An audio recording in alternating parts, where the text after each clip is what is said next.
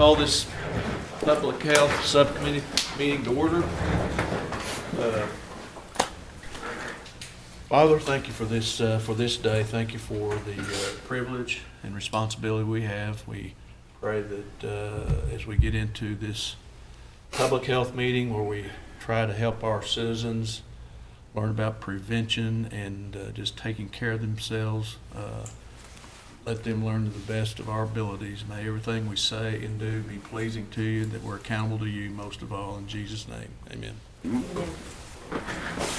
Okay. Roll call, Shelley. Here. Mike Dobbins. Here. Keith Austin. Here. Carly Buzzard. Sean Crittenden. Joe Deere. Nathan Duncan. Rex Jordan. Here. Darrell Legg. Here. Wes Snowfire.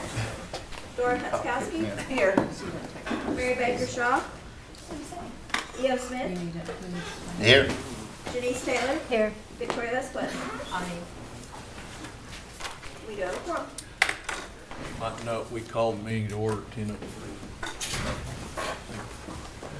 Okay, we've got some new information in front of you. I just asked Ms. Pivek to come and enlighten us further. We're looking forward to what she had to say to us this morning.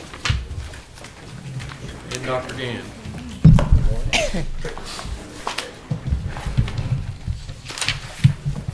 Good morning. Merry Christmas. Glad to see everyone's festive looks nice today. The report you received for October, November was due so early in November that some of the November highlights were not included. So if the report looks like it's missing some things, well, it is. So hopefully I can catch you up on some of those today. Today, I have 3 handouts for your review, and if it's okay with the chair, if it's okay with you, I'll go over the first 2 briefly and then turn the floor over to Dr. Gann to discuss the physical activity survey conducted for the council work group. So the first thing that you have in front of you is a 1-pager. It's a brief of the 2019 public health highlights that I'd like to review very quickly with you. As you know, the outcomes for public health are slower, not immediate. For instance, the obesity crisis in the U.S. took nearly 40 years to come to fruition. So sometimes it helps to look at the impact quantitatively. Understanding this is done with a small amount of investment compared with some of our clinical delivery, but also knowing that Cherokee Nation leads the entire nation in tribal public health investment, and that's something that we can be proud of. Before I get started on the highlights real quickly, I just want to take time to thank Chief Hoskin, Deputy Chief Warner, and each one of you for your support and leadership this year in public health. Know you are making a difference every day in the lives of community members, and most importantly, working to build a healthy future for the next generations. This is the end of our first year as a committee, and I'm excited about the accomplishments we will have next year in 2020. I also want to acknowledge at this time the work of the public health staff and the partners whom I'm honored to work with and represent. They have servant hearts, and they work tirelessly for our mission, which our mission is to ensure the story of the Cherokee Nation continues. I want to extend a special thanks to all the public health educators and their leadership that work so hard in a variety of roles and were able to pull off the physical activity survey on a short notice, working nights and weekends, and adjusting their schedule. So if you'll take a look at the 1-pager, I'm not going to read all of them, but I'm going to go over a couple that I think are important. If you take a look at how many women, infant, and children programs served this year, 17,000 women were served, 21,000 infants, and 71,000 children. And more importantly, you know, all of those people together, we also put $4.5 million in local grocery stores through those programs. The WINGS program had 22 locally sponsored races with over 6,000 participants.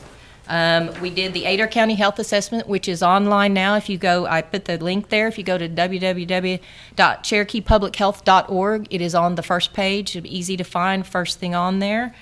We also did the Centers for Disease Control Youth Behavior Risk Survey, which has also been added on that front page that you can take a look at. We have over 75 school and community gardens we've worked with. We work with over 100 community-based organizations in the partnerships throughout the different areas in the Cherokee Nation. The Male Seminary Rec Center had 77,000 visits last year, 35,000 attendance at group fitness, and 6,000 child watch visits. the breast and cervical cancer program screened 2,600 women for breast and cervical cancer, and they did outreach calls to 2,800 women trying to get them scheduled for their annual exams. We completed the largest Cherokee Nation Health Survey with over 4,000 Cherokee citizens. We hosted the Public Health School Awards this year. For the 18-19 school year, we had 30 schools with about 8,000 students, and this year we've moved to 42 schools serving over 12,000 students. So that's just a small piece of what we do. The second thing that you have in front of you is the Comprehensive Cancer Plan for Cherokee Nation. That was just recently printed, and it's for you to take a look at. It's for 2018 through 2022, and it's our longer range plan for our comprehensive cancer control program within the Cherokee Nation. And most importantly today, I know you all have been waiting to talk about the physical activity survey that we've been conducting, and I want to give you a couple of points before I turn it over to Dr. Gann, because that's your third worksheet that you have. The public health educators worked throughout the nation to conduct the surveys. They added this to their busy work schedule, and they didn't miss a beat. Nights and weekends, they went out and made sure they got the surveys. There were 2 events scheduled in every district. We collected twice as many surveys as we anticipated, and about half of those were on paper. We did use iPads, but we probably had as many paper surveys as we did iPads, so we had some data entry issues we were working with.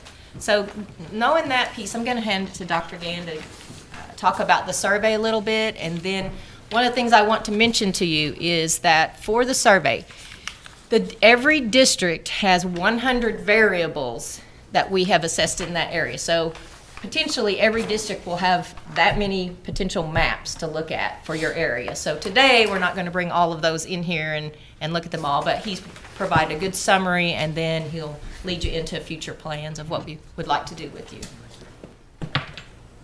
Before you go on, Lisa, you probably got it in this book, but on the comprehensive cancer study, does it list the highest type of cancer in the district or the community that they're in? Yes, we generally classify the different cancers by county. I'm not 100% sure what's in the report that you have. We do have a separate cancer incidence report, cancer burden report, that's just about ready. But when we collect our cancer incidence and mortality data from the state, the lowest we can get down is the county level. So we can at least look at it that way. So it's not by district, but by county. And some of the, even some of the most prevalent cancers here, the numbers are really small, so it's difficult to look at it even at the county level.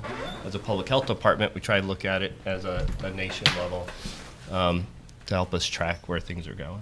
Because, from time to time we hear certain communities say, oh, we have a lot of cancer in these communities here. And it'd be interesting to know if we could even drill down that far within the nation. Talking about the state. State's not going to do that.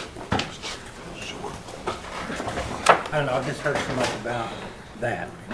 There's a lot more cancer in Jay than there is in Muskogee. Yeah. So we can work with Sohail Khan, the director of our Cherokee Nation Cancer Registry. Okay. Thank you. See how far. Thank you, sir. I do know the state, if it's warranted, the state can do studies with us as well. I know over the years that I've been here, they've done a couple of investigation into cancer clusters and have not found any, to my knowledge.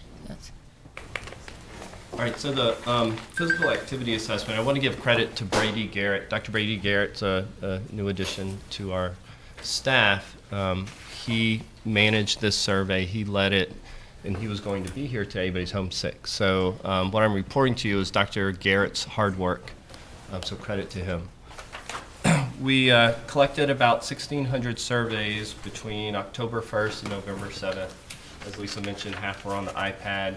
It was kind of an experiment for us. We hadn't done that before, and the other half were on paper. With the paper surveys, they were entered in by hand into the data program by the staff. So a tremendous amount of work. If you look on the back of the cover page, whenever we try to interpret these types of data, we need to know something about the people that answered them.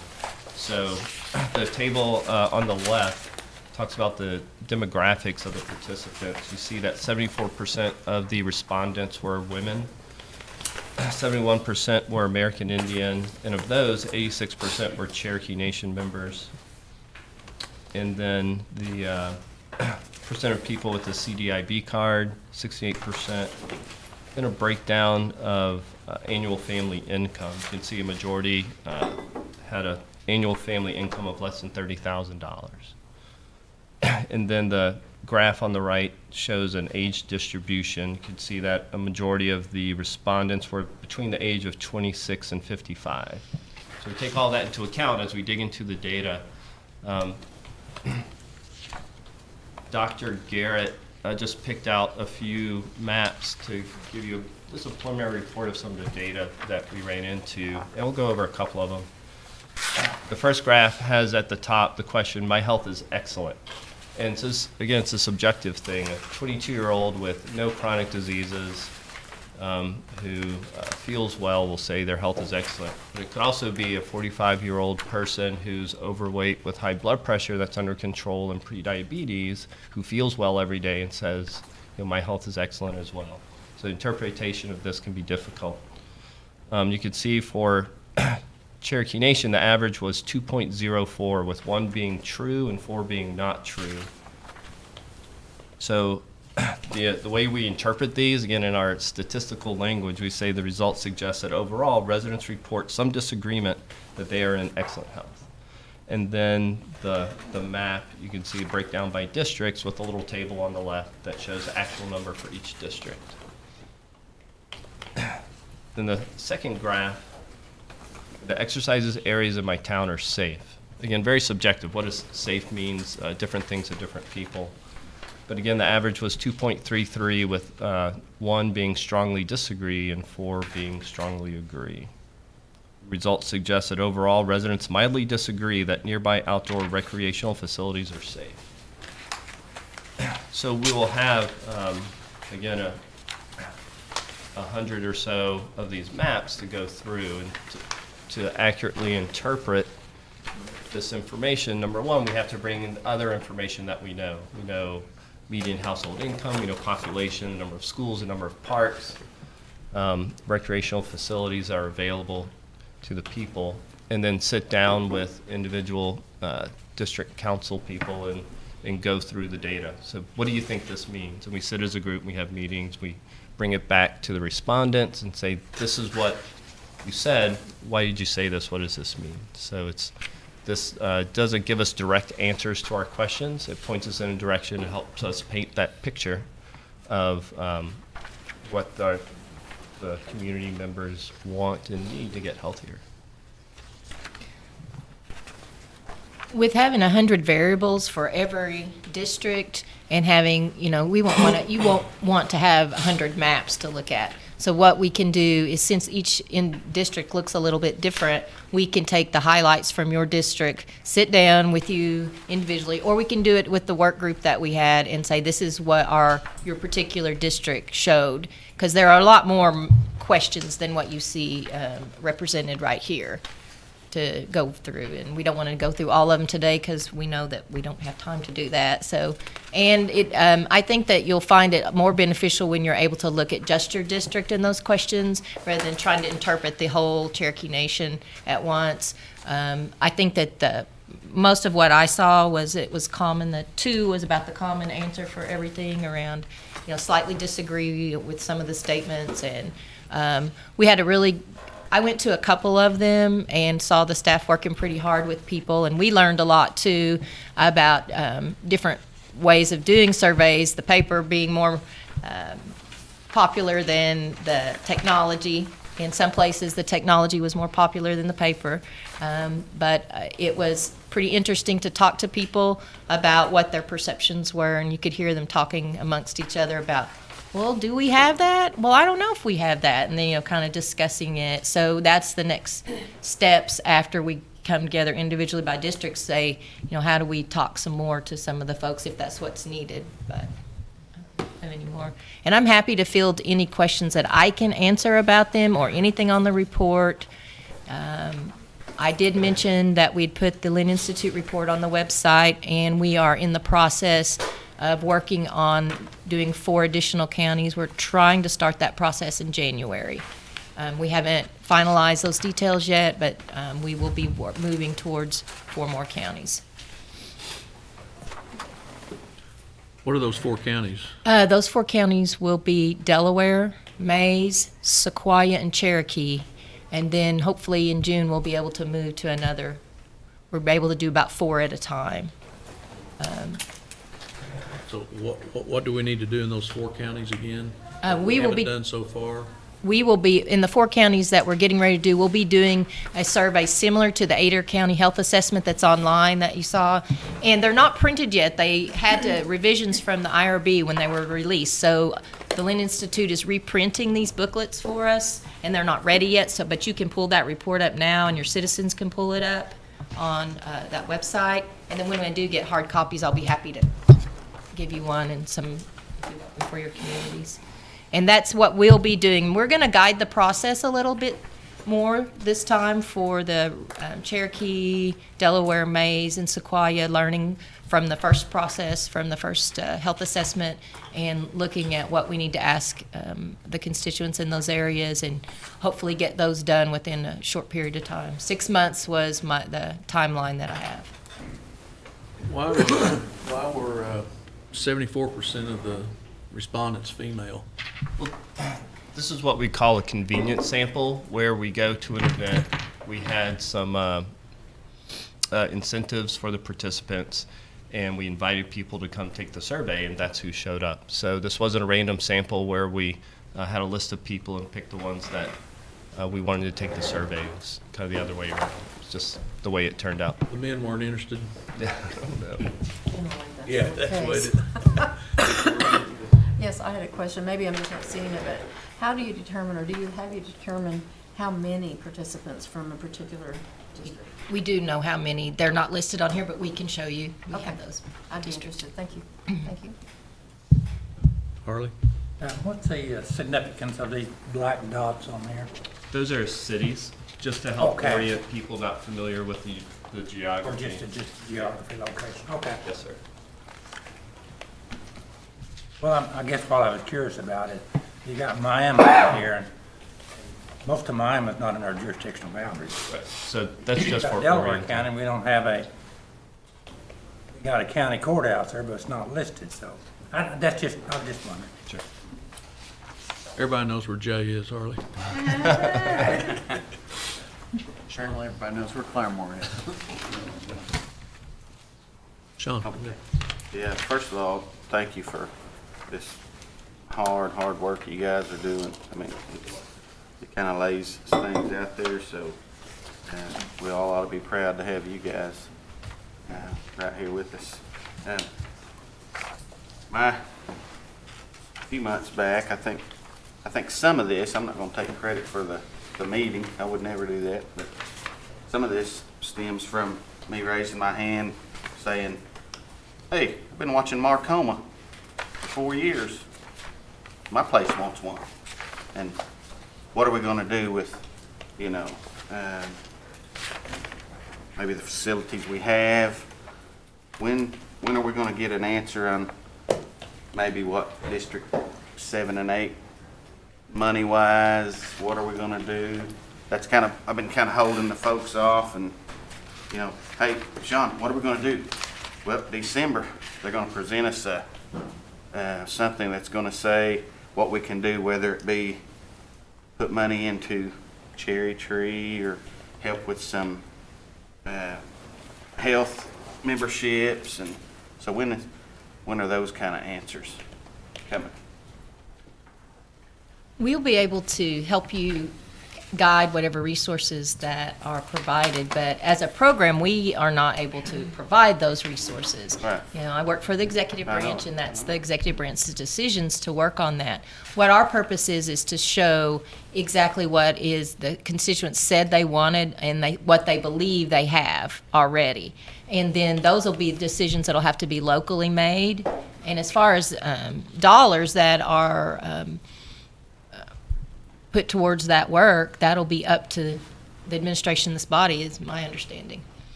All right, I can visit with them a little bit later. But thank you. So, Lisa, you said there's 100 variables in each district. So could you kind of expound upon that? Each of us as counselors, we are going to be exposed to 100 variables in Washington County. Sure. So we asked, again, many subjective questions. For example, one of the first questions, could your neighbors be counted on to intervene or help in various ways if? And then there's 5 different scenarios. Children were skipping school and hanging out on a street corner. So would your neighbors intervene if they saw that? And the responses go from very likely to very unlikely, and there's 5 choices. Please rate how much you agree or disagree with the following statements. People around here are willing to help their neighbors. Strongly agree or strongly disagree with variables in between. So I can send out the actual survey for you to review.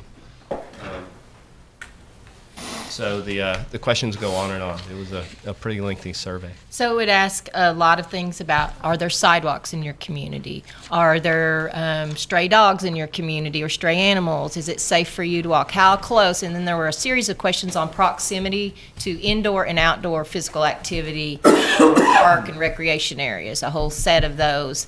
Those first questions that Dr. Gann was mentioning, the purpose of those questions was to start to develop a little bit of understanding of community connectedness, which impacts the ability to have have support for recreational facilities in your community and community type activities going on. So that gave us a little bit of questions on that. There was questions about the school and what the school has available, and then it goes into, is that available for me after hours type questions. And then how far or how close is that to where you live? So there's quite a few. So what we'll take a look at are those things that are most important, where we see differences, 1, and then 2, those areas that you feel most important for you to make your decisions of how to work in your community on physical activity. We'll be happy to do that. If you would, I'd really like to see that report. That was 100 questions. Yes. Yes, sir. We'll send that out. Western Sequoia County is consistently low in everything. And all 3 counties here, 4, 3, and 6 are in the green, and we're in the baby blue, or whatever that is. Yep. We'll send out A the lot of questions. that, you think a lot of that's just location? We're not by any big cities or anything compared to, like, Western Sequoia County is, I mean, Eastern by Fort Smith. It could be. I mean, the rural areas, but most of the rural areas have the similar challenges too. And you also have to remember these were convenience samples where we went, and we tried to go to a variety of activities. We didn't put just one type of thing. I think we sent the schedule out to all of you so you'd know where we were going. I sent those over, and we would go, for instance, to a farmer's market one day, but then the next night maybe a 7th and 8th grade football game. So trying to get a variety of responses. So it can be used. What we do with this is piece it together with other information we already have when we sit down with you.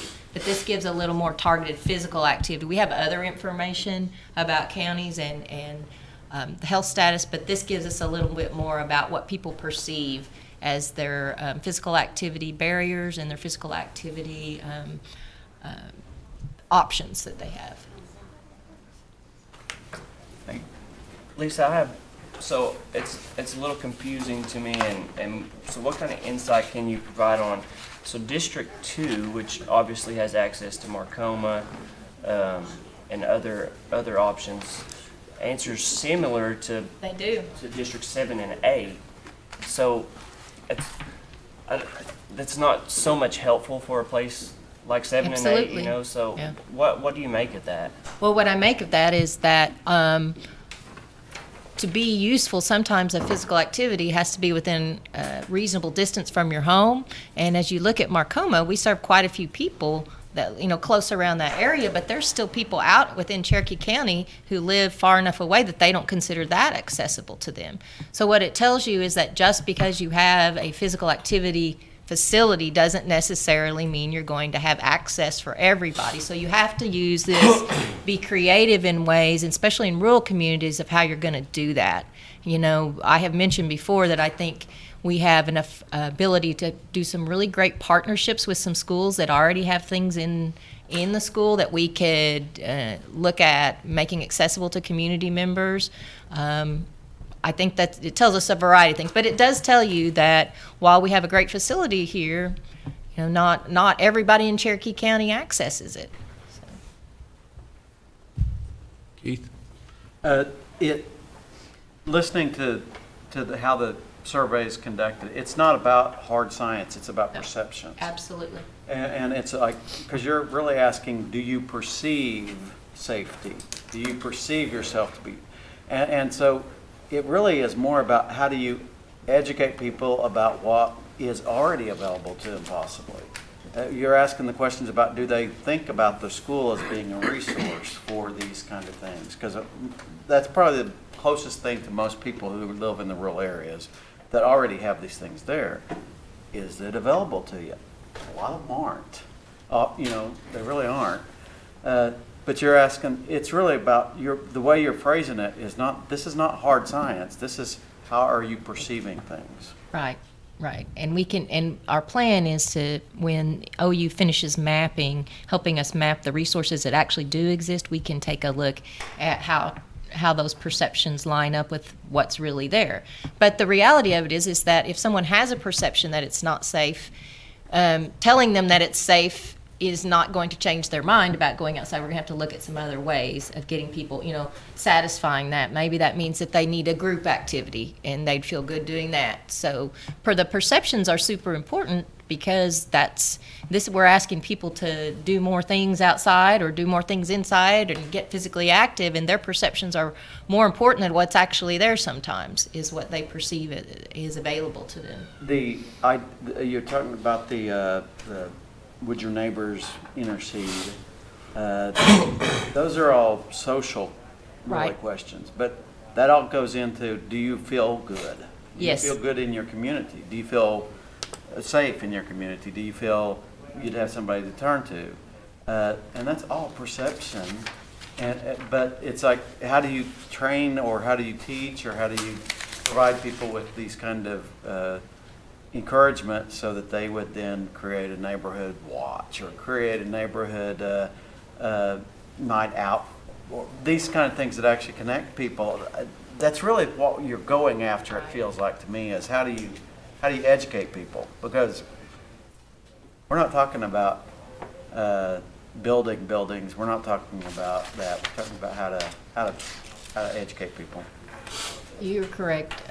We are looking at the perceptions from the sense of community connectedness. Much of the science does tell us that successful recreation and community programs have that element to them of community connectedness. The community members feel, and it may be that a community center does that, or it may be that the community, when it's connected, it goes the other way, and they decide they need facilities or they need programming.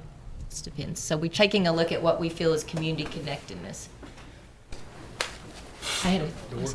What are the operational hours for Marcoma? Marcoma is open at 5 a.m. Monday through Friday. It closes at 9 p.m. on those days. On Saturday, it opens at 8 and closes at 5, and 8 to 5 on Sunday as well. And is it keyless entry? No, it is not. It's staffed full-time. When it's open, it's staffed with. Thank you. Any other questions for Dr. Gann or Lisa? Now, kind of review again, are you at this point ready for an individual counselor to come in and then you sit down and explain in our district kind of where you have spotted the needs? Are we at that point? We need a little more time. Our partners at OU are still analyzing all the data, and we're double checking to make sure it's all correct. So we need a little more time before we start scheduling that. Okay. I would say we would be ready to go in January for sure after the holidays. All the data is in, it's coded. This needs to be analyzed and the maps drawn, and for us to just double check everything. A question not from that survey, but from the regular report, and it's on the HPV team partnering with the Oklahoma State Department of Health to retrieve HPV immunization data. Yes. Where is that data coming from? Is that OSIS. statewide?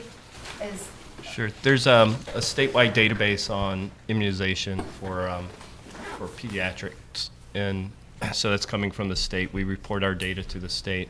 So we try to balance or figure out the difference between our own healthcare data, because there are people for whom we're responsible that don't use our healthcare system. So we go to the state to get more complete picture of what's happening in our communities.